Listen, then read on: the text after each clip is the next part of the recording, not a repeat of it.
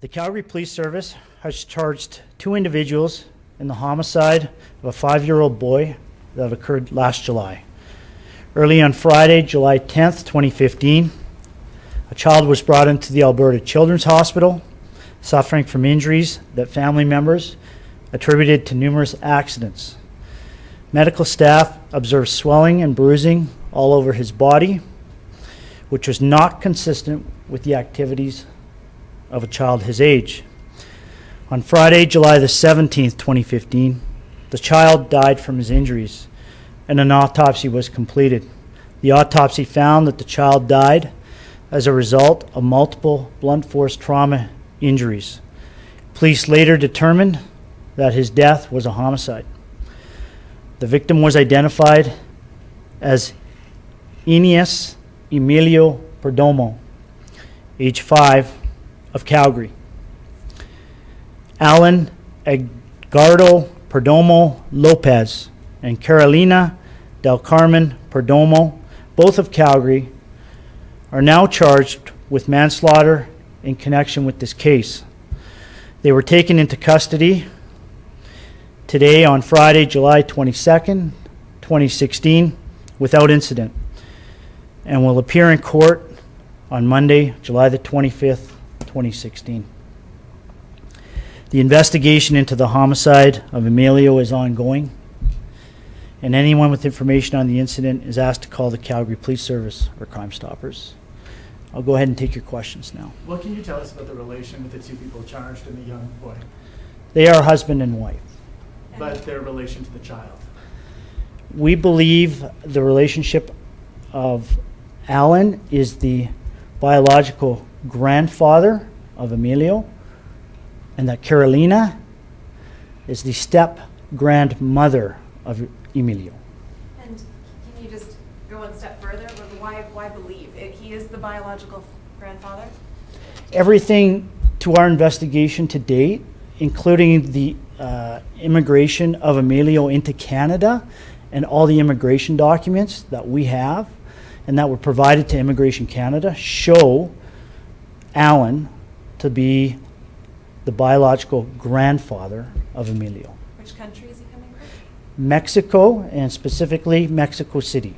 Does he have other relatives here? No other relatives in Canada. And he was in their care? Correct, yes. Yeah. And Yeah. So no other siblings, no one else in the home? He lived alone with these 2? No, so Allan and Carolina have 3 other children. Yeah. But at the time, I seem to remember, correct me if I'm wrong, the biological mother or biological parents were out of country? So biological mother lives in Mexico City. How has communication been with the mother? Is she aware of the charges currently? Yes, very good. We actually flew investigators down to Mexico City earlier on in the investigation and met with mom in person.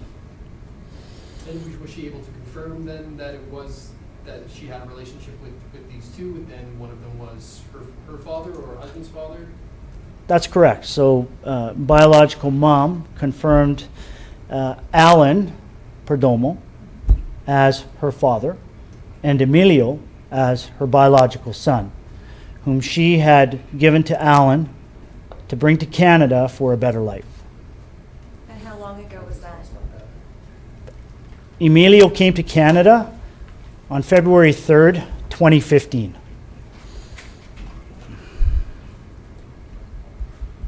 Now, you mentioned that he had multiple blunt force traumas and all over the body. Can you go into a little bit of detail about those traumas themselves? I mean, was it mostly to torso, head, limbs? I can tell you that the multiple blunt force trauma, there was trauma to his body. Fatal injuries was head trauma. And was that the significant incident that brought them into hospital that night? We believe it to be, yes.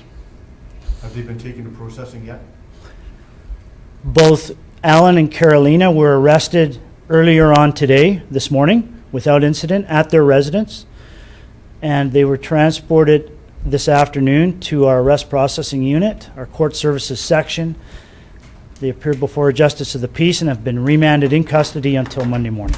Without getting too much into specifics, whereabouts in Calgary was the family home? In southeast Calgary. Do Do you have a neighborhood or? I can't give you a neighborhood. Okay, any other questions? Who brought him to hospital? I don't know if you just said that you were talking about the injuries he sustained. We had this issue. If you wouldn't mind maybe telling us one more time the issues, the injuries he sustained first, and then I'll give you my second question. So the injuries were sustained were multiple blunt force trauma. Fatal injuries was multiple blunt force trauma head injuries specifically. Now, was there any, with multiple injuries, was there any indication that there had been sort of a record of abuse ongoing, or that there was just this one incident that led to the fatal injury? I can't speculate on whether or not it was ongoing or one incident, as that forms part of the investigation. This matters before the courts. I can't get into that. Those 3 other children, I say not knowing their ages, are they minors and what's their current status? Well, 2 are late teenagers. The other one is in her 20s, and they are in a safe spot right now. Were they witness to any of this? We're still fleshing that out. So earlier it said relatives brought little one to hospital. Yes, Those relatives are now the suspects.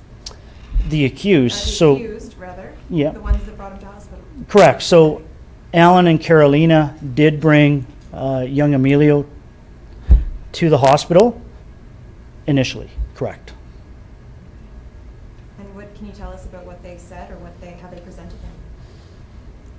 Just that he had sustained a succession of what we call shortfalls, and I can't get into what they actually said in their statements. What can you tell us about this past year, why it took a year?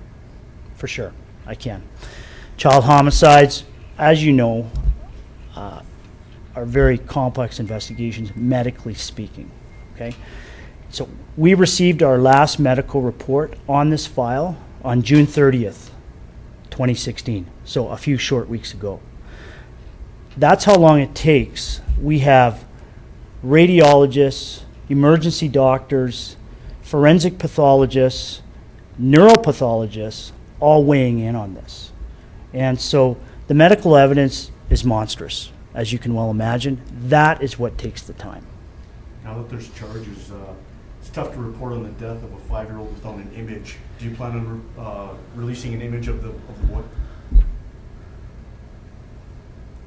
I think there's some out there at the moment, I believe. There's some already publicly available. It's already been public, okay.